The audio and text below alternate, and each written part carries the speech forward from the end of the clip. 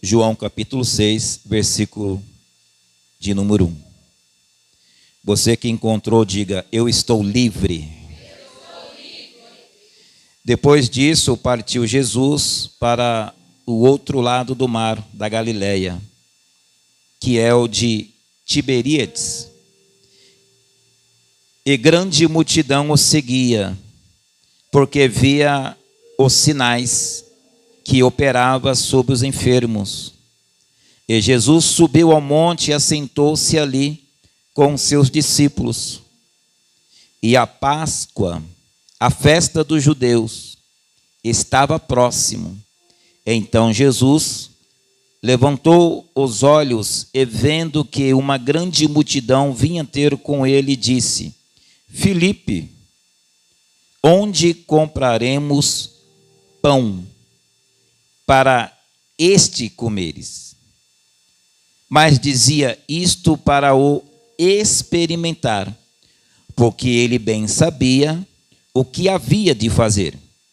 Filipe respondeu: 200 dinheiros de pães não lhe bastarão para que cada um dele tome um pouco. E um dos seus discípulos, André, irmão de Simão, Pedro, lhe disse: está aqui um rapaz que tem 5 pães de cevada e 2 peixinhos, mas que isto para tantos. Amém?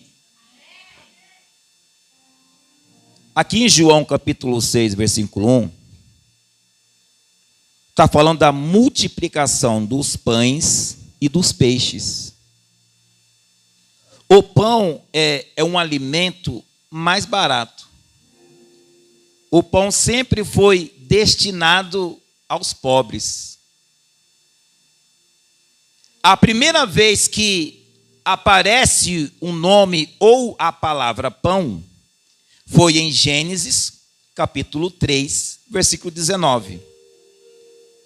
Aonde fala da queda do homem, onde Deus lança um castigo para Adão, dizendo: do suor do teu rosto comerá o teu pão. Então, a primeira vez que aparece a palavra ou o nome pão foi com Adão e Eva, dizendo que do suor dele ele iria comer o pão. E isso até os dias de hoje, onde nós trabalhamos para colocar o pão de cada dia sobre a nossa mesa. Eu disse aqui uma vez, vou dizer de novo, que quando eu era mais novo, hoje não, irmão, hoje eu só como 2.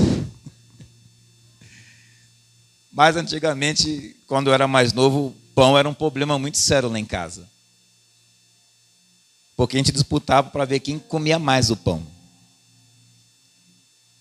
Hoje eu como 2, mas antigamente eu comia 4 por volta de 6 pãozinhos, irmão, por dia. Então, era um alimento que eu gostava muito, até hoje eu gosto. Quem é aqui que come pão, irmão? Então, pão de qualquer forma, o pão é bom, né? Pão com manteiga, com maionese, pão com ovo, né? Qualquer coisa que você colocar no pão, está perfeito. Só que para Deus fala que tinha uma multidão que estava seguindo a Jesus. Jesus percebe que este povo estava precisando de quê? De comer.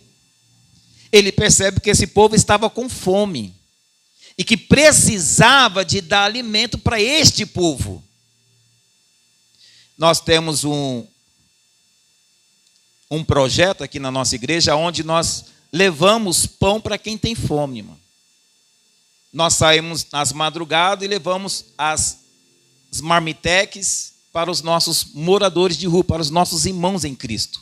Nós se reunimos aqui como igreja, arrecadamos os alimentos, fazemos cesta básica para entregar para as pessoas que estão necessitando. Porque o nosso Senhor Jesus, Ele nos ensinou a isso, para que nós pudéssemos ajudar o nosso próximo. No versículo 1, fala que partiu Jesus para o outro lado. Partiu Jesus para onde? Para o outro lado. Em Marcos capítulo 6, versículo 30, fala que eles foram de barco.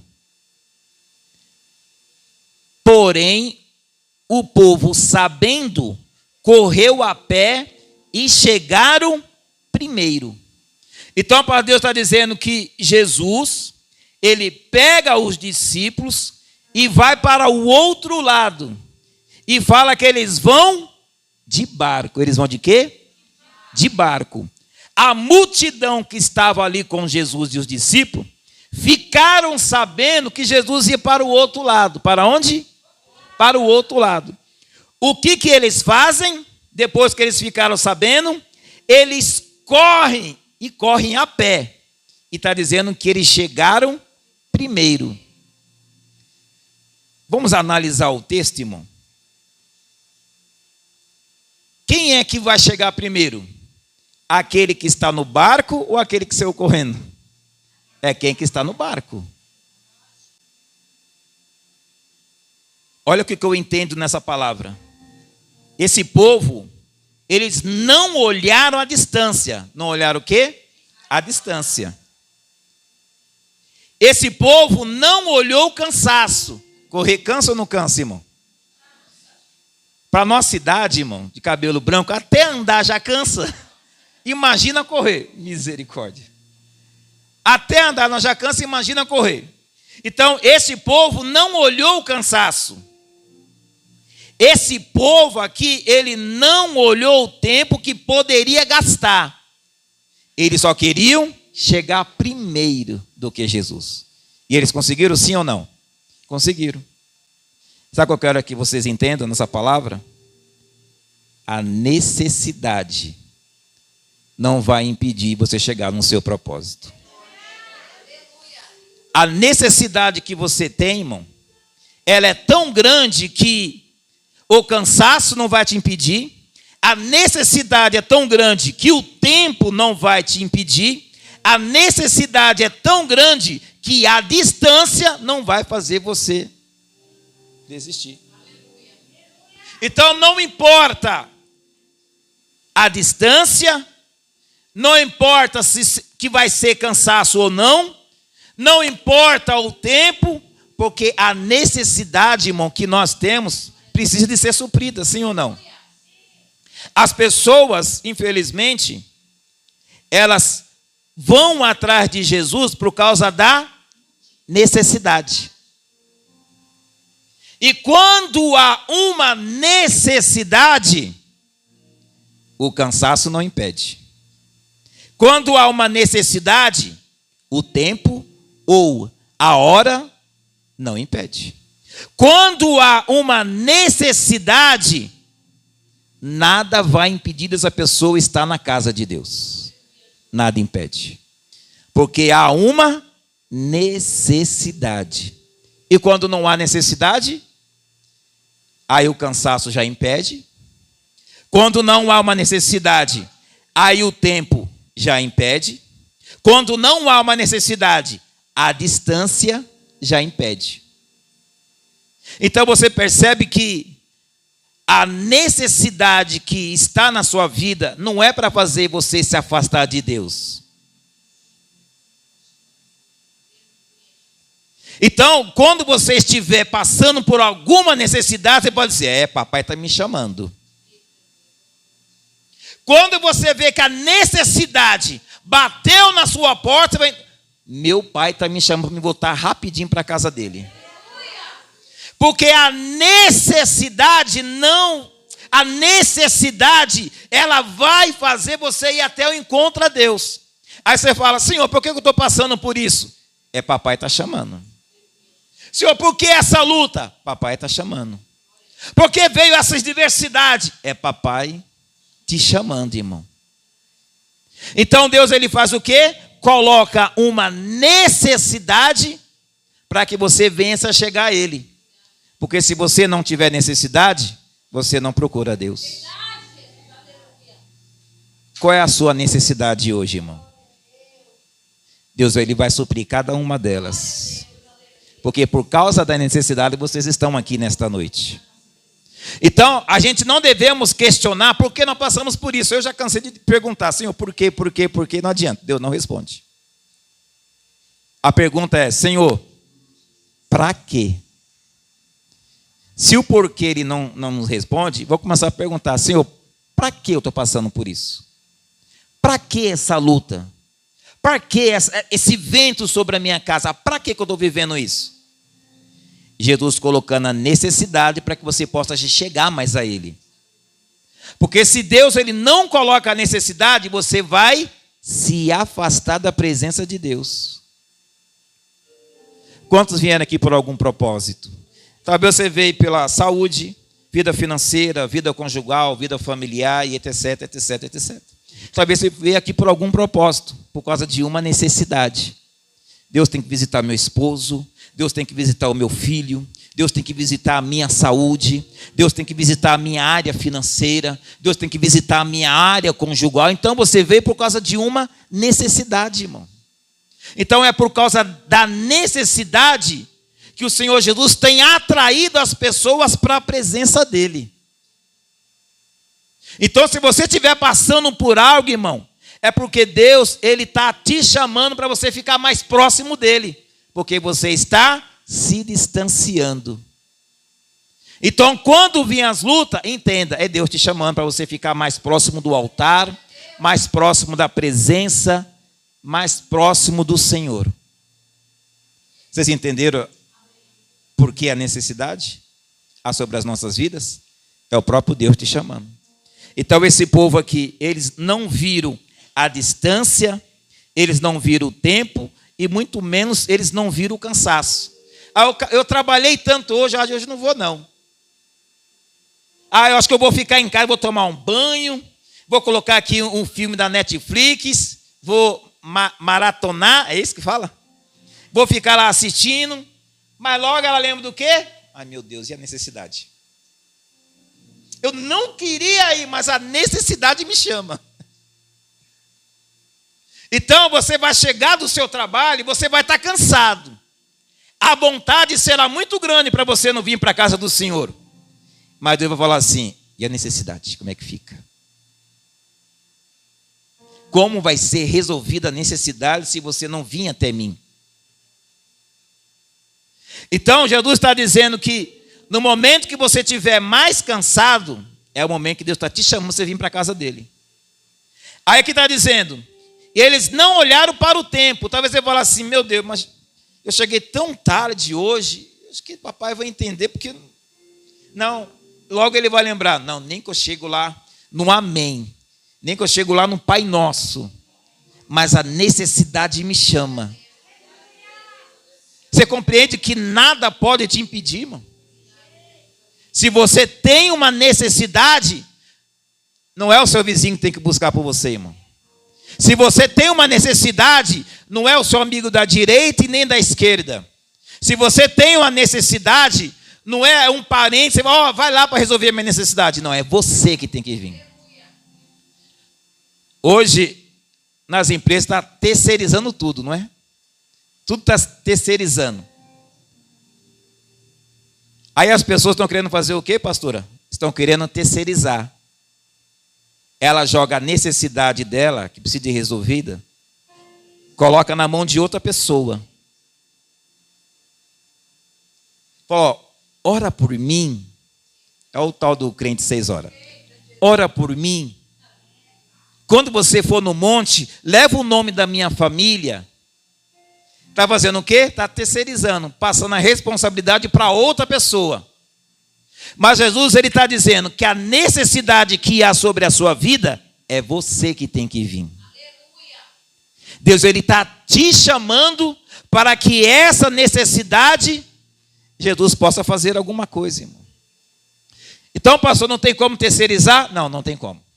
É você que no momento que você estiver cansado, no momento que você perceber que está tarde, ou você possa dizer, nossa, mas eu moro tão longe da igreja, a distância é tão grande. Não, a distância não vai impedir, o cansaço não vai impedir, o tempo não vai impedir de você buscar a presença de Deus. Foi por causa da sua necessidade que você está aqui hoje, irmão. Versículo 2. E grande multidão o seguia, porque via os sinais que operava sobre os enfermos. O escritor João, ele coloca que tinha uma multidão que estava seguindo a Jesus. Só em falar que uma multidão estava seguindo a Jesus já era suficiente, sim ou não? Quando fala multidão, você vai entender o quê? Uma multidão. Mas o escritor João, ele coloca, antes da multidão, ele coloca grande multidão. Só multidão, pastora, já é o suficiente. Já dá para entender que era uma multidão. Mas na frente da multidão ele coloca uma grande multidão. Fazia o quê? Seguia. Seguia quem? A Jesus. Por causa do quê? Dos sinais. Então, por causa dos sinais, a multidão seguia a Jesus. A preocupação dessas pessoas que seguem a Jesus só por causa dos sinais é preocupante. Porque eu penso comigo, e no dia que não tiver sinal? E se no dia que você vir buscar a Ele por causa da sua necessidade não houver sinal? Aqui está dizendo que essa grande multidão seguia por causa do sinal. E no dia que você vir, eu coloquei aqui as fotografias da minha família, coloquei celular, coloquei a carteira de trabalho. E se de repente você vir e não houver sinal nenhum? E se quando você chegar na tua casa está tudo do mesmo? E se o seu marido tiver do mesmo? Os seus filhos? A sua vida financeira tiver tudo do mesmo jeito? A preocupação que eu entendo que este povo, esse grande povo que estava seguindo a Jesus, foi por causa dos sinais. Mas e se no dia não tiver sinal? O que acontece com esse povo? E se no dia não tiver o sinal, o que vai acontecer com essas pessoas? O que vai acontecer com vocês se de repente vocês orarem ao Senhor, pedir algo para Deus e Deus não te responder? Aí eu fui buscar por um sinal lá na igreja, sabe? Eu queria que Deus usasse a pastora, usasse o pastor. Eu precisava de um sinal. Porque tem pessoas que entram na casa de Deus dizendo assim: eu preciso de uma resposta, tem que ser hoje. Essa resposta vai ser a decisão da minha vida. Então você veio determinado: Senhor, o Senhor tem que me falar hoje. Nem que seja no particular, lá num cantinho. Mas eu tenho que me falar comigo hoje, que eu vou tomar uma decisão na minha vida, na decisão na vida conjugal, na decisão na vida financeira, eu preciso tomar uma decisão. E se você chegar aqui e não tiver sinal nenhum? E se você chegar aqui e não tiver resposta nenhuma, como é que vai ficar? Porque esse povo seguia Jesus por causa do quê? Por causa dos sinais. Tem uma outra passagem que fala: a multidão seguia por causa da palavra. Essa multidão é por causa dos sinais. É errado vir por causa dos sinais? Não. Mas no dia que não tiver sinal, você tem que continuar buscando a Deus, irmão. No dia que não tiver resposta, você tem que continuar seguindo a Deus. No dia que Deus não te responder, você tem que continuar seguindo a Deus. Então não é por causa do sinal, somente por causa do sinal que você segue Ele. Você segue Ele por causa da palavra, irmão. Porque é a palavra que liberta. É a palavra que transforma. Então, se não acontecer sinal nenhum aqui hoje, nesta noite, você vai para a sua casa glorificando a Deus porque você ouviu a palavra.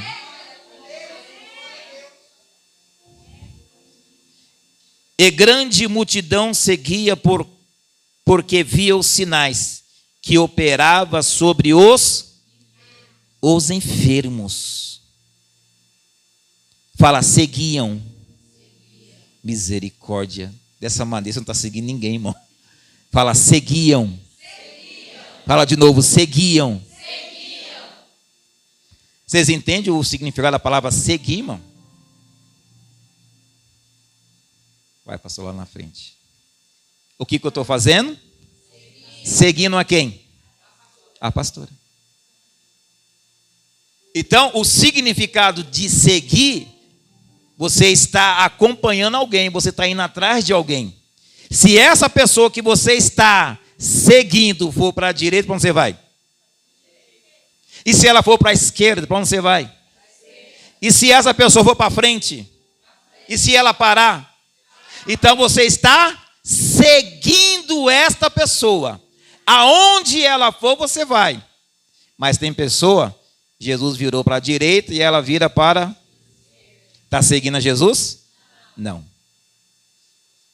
O que está dizendo que esta multidão, esta grande multidão, estava seguindo a Jesus. Abra sua Bíblia, Mateus 4, 19. Mateus 4, versículo 19. Está com o microfone aí, pastora?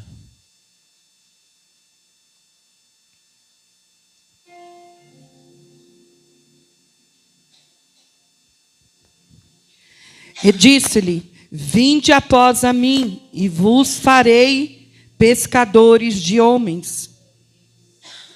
Continua. Então eles, deixando logo a rede, seguiam. E adiantando-se dali, viu outros 2 irmãos, Tiago, filho de Zebeus, e João, seu irmão, num barco. E seu pai, consertando a rede, chamou. Amém?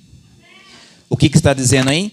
E disse-lhe: vinde após mim, e eu vos farei pescadores de homem. Então, eles, deixando logo as redes, fizeram o quê? Seguiram. Pastor, não entendi. Vou explicar. Para seguir a Jesus tem que deixar. Quantos querem seguir a Jesus? Vou ler de novo para você entender o que está dizendo. E disse-lhe: vinde após mim, e eu vos farei pescadores de homem. Então eles deixaram. Eles deixaram. Então, para seguir a Jesus, pastora, tem que deixar. Não tem como você dizer: eu sigo a Jesus, mas deixou. Então não está seguindo a Jesus. Porque para seguir a Jesus, Jesus está dizendo: você quer me seguir, minha filha? Você quer me seguir, meu filho? Só tem uma coisa para você fazer. Para me seguir, você tem que deixar. E está dizendo que, e eles deixando, logo a rede, seguiram. Então, se você quer seguir a Jesus, você precisa de deixar. Olha para a pessoa que está ao seu lado e diz para ela: está na hora de largar. O que você está segurando. Está na hora de largar, meu irmão. Chegou a hora.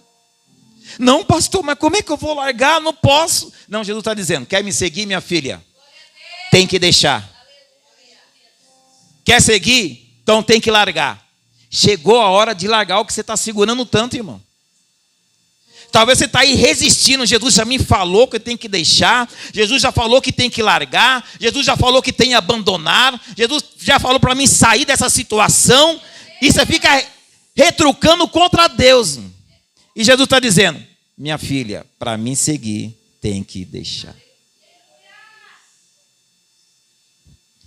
Aí é só desenhando, né, pastor? Porque Jesus, ele está sendo muito claro. O que está impedindo de você ter uma comunhão verdadeira com Deus é porque você não está deixando. O que está impedindo de você ouvir a voz do seu Senhor é porque você não está deixando. Para que o milagre possa acontecer na sua vida, primeiro você tem que deixar, para depois Deus agir na tua vida. Então, o que está te prendendo? O que está te amarrando, irmão? Jesus ele está dizendo mais uma vez nesta noite: chegou a hora de largar, porque o propósito que eu tenho para com a sua vida é muito grande. Mas enquanto você não tomar uma decisão de largar, irmão, larga. Larga porque isso está impedindo do seu milagre. Larga porque isso está impedindo da sua cura. Larga porque isso está impedindo que Deus vai manifestar o poder sobre a sua vida. Quer um milagre? Então larga. Liga lá, olha, não dá mais. Olha, eu não quero mais, tomei uma decisão hoje. Vou largar, vou deixar, vou abandonar, porque eu quero servir ao meu Jesus. Às vezes as pessoas ficam presas em algumas situações e dizendo assim: meu Deus, mas se eu largar, o que será de mim se eu largar? Não, se eu largar, como é que vai ser? Não, mas eu não posso largar. A pessoa está presa naquilo, ela está amarrada naquilo. E Jesus está dizendo: está na hora de largar. Está na hora de deixar. Aí você fica: mas Senhor, mas se eu deixar, o que será de mim? Como é que vai ser a minha vida, a minha história? Você está se prendendo em algo que não vai mudar a sua história. Você está se prendendo em algo que não vai mudar a sua vida. E Jesus está dizendo: quer mudança na sua vida? Então larga. Então deixa. Porque no momento que você largar, no momento que você deixar, é eu que vou cuidar de você. Então, a preocupação que você tinha, irmão, com medo de largar, Jesus está dizendo: pode largar, porque do resto eu me responsabilizo. Pode largar, porque o resto cuido eu. Mas Senhor, não tem mais e nem menos. Larga, porque eu vou agir sobre a sua vida e a sua casa. Mas você tem que largar.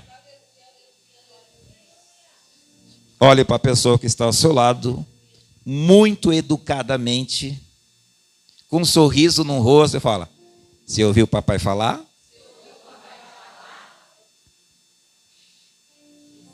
Foi com um sorriso no rosto, irmão? Foi, né? Papai está dizendo: tem que largar. Não tem jeito, irmão. Os discípulos, para virar pescadores de homem, porque até então eles eram pescadores de quê? De peixe. Aí Jesus falou assim: não, tem uma coisa maior para você. Você vai ficar a sua vida inteira pescando peixe. Os seus avós eram pescadores, os seus pais eram pescadores, você é pescador, os seus filhos serão pescador, mas não. Eu tenho algo maravilhoso para realizar na sua vida. Os meus planos são maiores do que os seus. Jesus está dizendo: você vai continuar vivendo essa vidinha. Ah, minha mãe foi assim, meu pai foi assim, meus avós foi assim, eu vou ser assim. Jesus está dizendo: não, com a sua história vai ser diferente. A sua história vai ser diferente. Não vai ser igual a sua família, não vai ser igual aos seus pais, não vai ser igual a sua mãe. Deus tem algo diferente com você, mas para que isso possa acontecer, tem que larga. Tem que largar. Quantos quer algo extraordinário de Deus? Vocês entenderam a senha, irmãos? A senha é: tem que largar. Não é, meu irmão Marcos? Está na hora de largar. Versículo de número 3. E Jesus subindo ao monte, assentou-se ali com seus discípulos. E a Páscoa, a festa dos judeus, estava o quê? Próximo. A festa dos judeus estava próximos. Então Jesus, levantando os olhos, Jesus fez o quê? Levantou os olhos, e ele vendo. Então Jesus, ele levantou os olhos e fez o quê? Ele viu uma grande multidão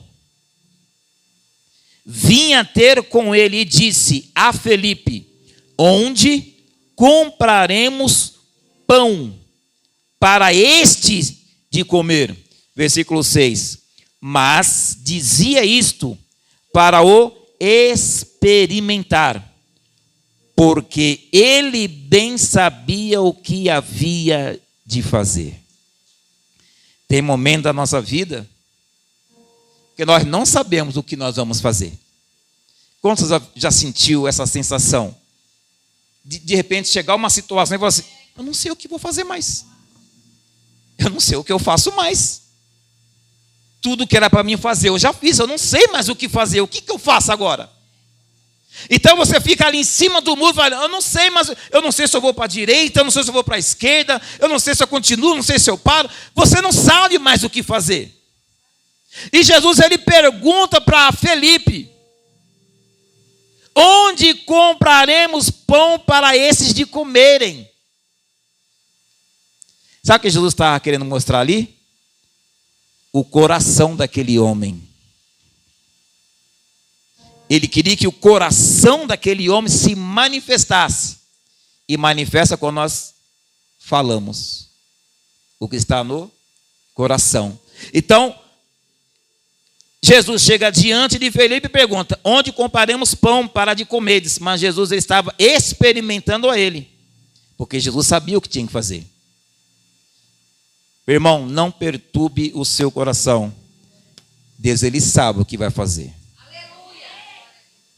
Deus já tem tudo planejado para a sua vida, irmão. Já tem tudo planejado. Ele sabe o que vai fazer, irmão. Aí eu volto lá no versículo, mas você tem que largar. Deus já sabe o que vai fazer, irmão.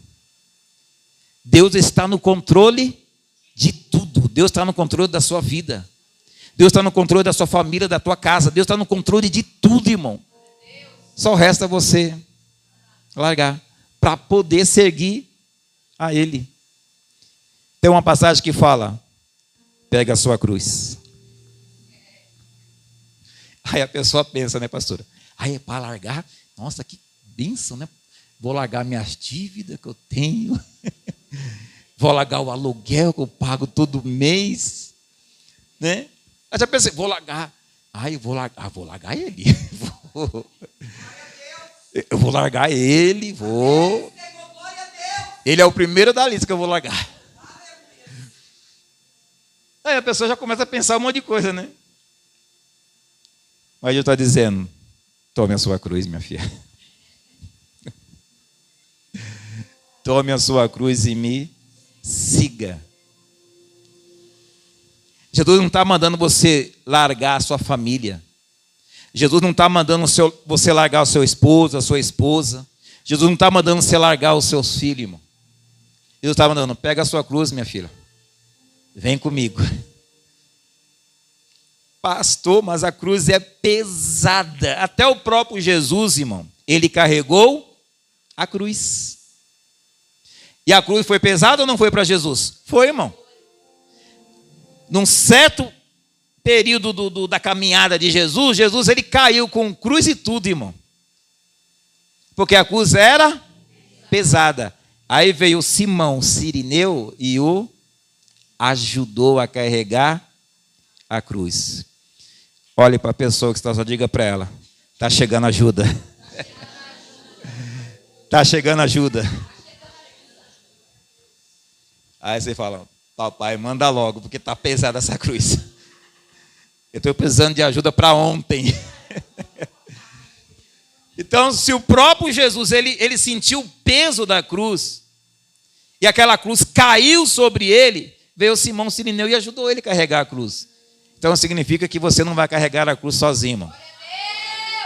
Jesus vai te ajudar você a carregar essa cruz, irmão. Vinde a mim todos que estão cansados e sobrecarregados, e eu vos aliviarei. Bate palmas para Jesus.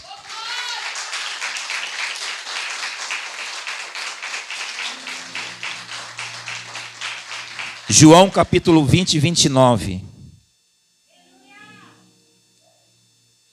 A paz de Deus está dizendo que essa grande multidão estava seguindo a Jesus por causa dos sinais. Por causa de quê? Dos sinais. João capítulo 20, versículo 29, pastora. E disse-lhe Jesus, Porque me viste, Tomé, creste. Bem-aventurados os que não viram e creram. Amém? E disse-lhe Jesus: por que me viste, Tomé? Tem gente que não é Tomé, irmão. Só acredita vendo. É um Tomézão. Só acredita vendo. E aqui está dizendo: e disse Jesus: por que me viste, Tomé? Creste. Bem-aventurado, quer dizer, feliz, os que não viram e creram. Então, mesmo que você não veja nenhum sinal hoje, você vai dizer assim: eu não sou Tomé. Eu não vi nada acontecer hoje, mas eu tenho certeza que algo vai acontecer, porque Deus não despede ninguém com as suas mãos vazias, irmão. Você pode sair daqui sem ver sinal nenhum, irmão, mas você tem que crer, irmão. Ou você sai daqui crendo, ou você sai daqui como Tomé, irmão. Então, creia no milagre. Mesmo que você não consiga enxergar a mudança, mas tem que crer, irmão.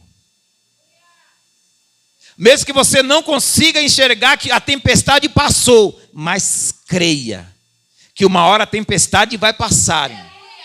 Que uma hora a necessidade vai passar. Você tem que crer, irmão. Recebeu a segunda senha? Tem que crer, irmão, para o milagre acontecer na sua vida. Se eu não ver, eu não creio. Ah, Tomézão, vai aprender do jeito mais difícil. Bem-aventurado, feliz os que não viram e creram. Quem está vendo Jesus aqui? Pela fé, né, irmão? Quem está vendo Jesus aqui? Pela fé. Pela fé nós estamos vendo, sim ou não? Mas de carne e osso. Quem está vendo Jesus? As pessoas dizem assim: eu vou lá, estão falando de um Jesus. Vou lá para ver quem é esse Jesus. Chega aqui, mas cadê o Jesus que todo mundo tanto fala? Cadê o Jesus do milagre, Jesus da cura? O único Jesus que eu vi lá, o nome estava escrito na parede. Mas cadê esse Jesus? Não, irmão, Jesus você não vai ver. Porque para ver tem que crer. Para os sinais acontecer, você tem que crer. Jesus está dizendo ao meu e o teu coração: não espere você ver primeiro para depois crer. Já sai daqui acreditando, irmão, que o milagre chega na tua casa e na sua vida em nome do Senhor Jesus. Você tem que sair daqui acreditando neste milagre. Olha o que fala o versículo 4. E a Páscoa, a festa dos judeus, estava próximo. Jesus, ele fica longe ou fica próximo? Ele fica próximo. Aonde você for, aonde você está, quem vai estar com você? Jesus. Porque Jesus, ele não fica distante, ele não fica de longe. Jesus, ele fica próximo. Ele fica do seu lado. Se você está no seu trabalho, quem está com você? Se você está na tua casa, quem está com você? Se você vai numa feira, no mercado, quem está com você? Então Jesus, ele sempre está próximo. Ele sempre está do seu lado. Esse versículo parece um versículo meio isolado, que parece que não faz muito sentido ele estar aqui, que fala: e a festa da Páscoa dos judeus estava próximo. Eu fui analisar, falei: não, tudo que está escrito tem algum fundamento, tem algum propósito para as nossas vidas. Amém, irmãos? Nada que é colocado aqui, irmão, não colocou sem um propósito. Tudo tem um propósito. Existe duas Páscoas. Quantas Páscoas? Duas. A primeira Páscoa é a dos judeus. A primeira Páscoa de quem? Dos judeus. Aonde eles comemoram a libertação do Egito. Vocês lembram que eles estavam presos no Egito? Deus mandou Moisés, mandou as 10 pragas. Ele sai do Egito. Então, essa primeira Páscoa é a Páscoa aonde eles comemoram a saída do Egito.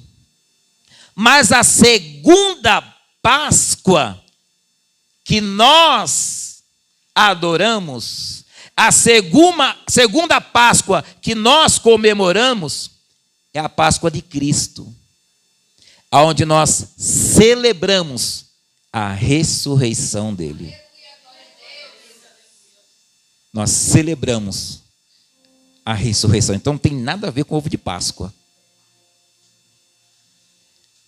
No momento da comemoração, eles distribuem o pão asmo, sem fermento. É um pão sem fermento. Em João capítulo 6, versículo 21 fala: eu sou o pão da vida. E o pão que eu te der é a minha carne. Então Jesus, que é o pão da vida, que representa a sua carne, ele deu para mim e para você naquela cruz. E no momento da Páscoa, nós comemoramos a ressurreição de Cristo. Quantos comemoram a ressurreição de Cristo? Jesus, ele morreu, mas no terceiro dia, ele ressuscitou. Bate palmas por isso.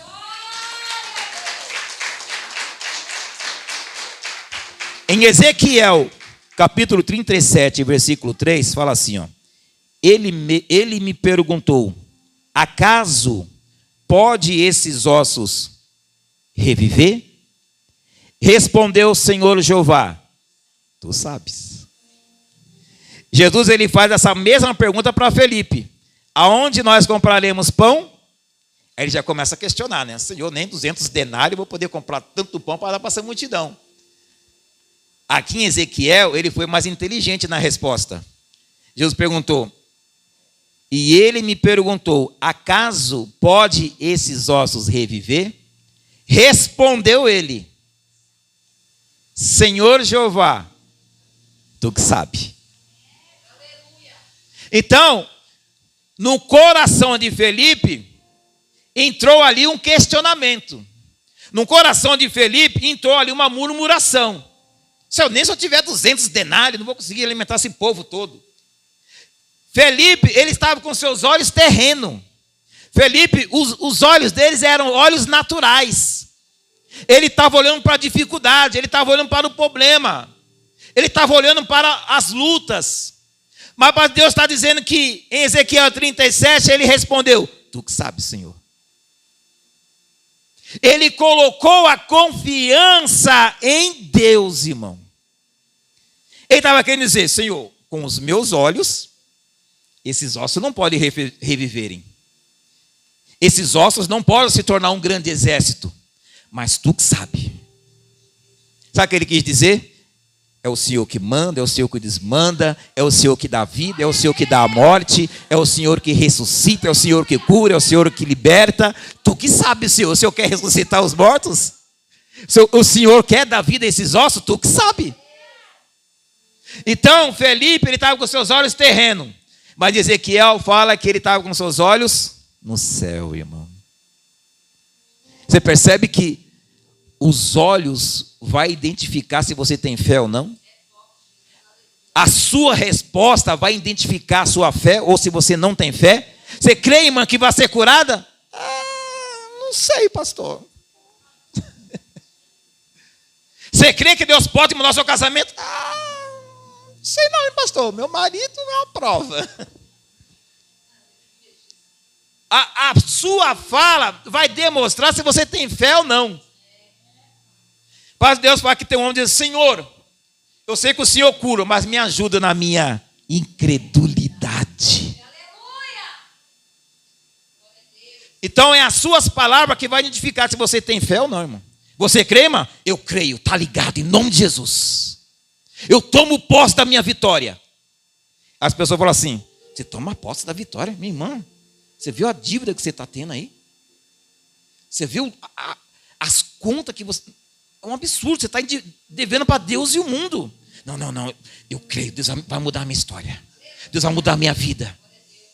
Deus vai mudar a minha situação. Então, a palavra que sai da boca, irmão, vai mostrar se você tem fé ou se você não tem.